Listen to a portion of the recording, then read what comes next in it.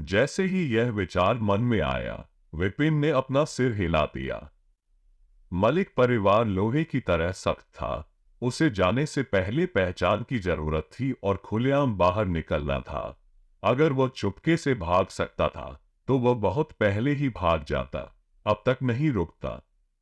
नहीं, मैं इसे कैसे मार सका? हताशा के बाद उसके मन में संदेह की भावना उत्पन्न हुई। वह कई दिनों से इस घोड़े से परेशान था। वह जितना जोर से लड़ता, उसे उतनी ही बुरी तरह पीटा जाता। आज अचानक ये सब कैसे पलट गया?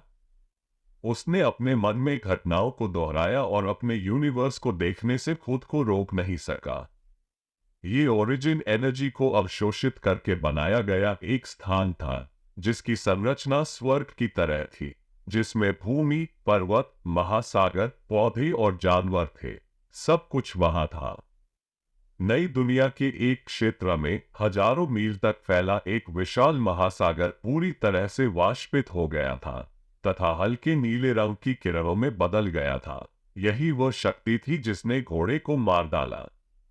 उसने सोचा था कि पवन की हत्या दबी हुई शक्ति के मुक्त होने के कारण हुई थी, लेकिन ये पता चला कि ऐसा इसलिए हुआ क्योंकि नई यूनिवर्स जल गई थी। एक घोड़े को मारने से हजारों मील तक फैला समुद्र खत्म हो गया था। अगर इस तरह की लड़ाई कुछ और बार हुई, तो मुश्किल से जीता गया यूनिवर्स पूरी तरह से ढह सकता है और गायब हो सकता है। उसकी आत्मा पहले से ही इस स्थान से बंधी हुई थी, और यदि वास्तव में ऐसा हुआ, तो उसे भी निश्चित रूप से गंभीर क्षति होगी। ये तरीका अच्छा है, लेकिन बेहतर होगा कि इसे दोबारा इस्तेमाल न किया जाए। इन विचारों को एक तरफ फेंकते हुए विपिन ने फिर से अपने सामने खड़े घोड़े की ओर देखा। खड़े घोड़े की ओर देखा। एक मिनट।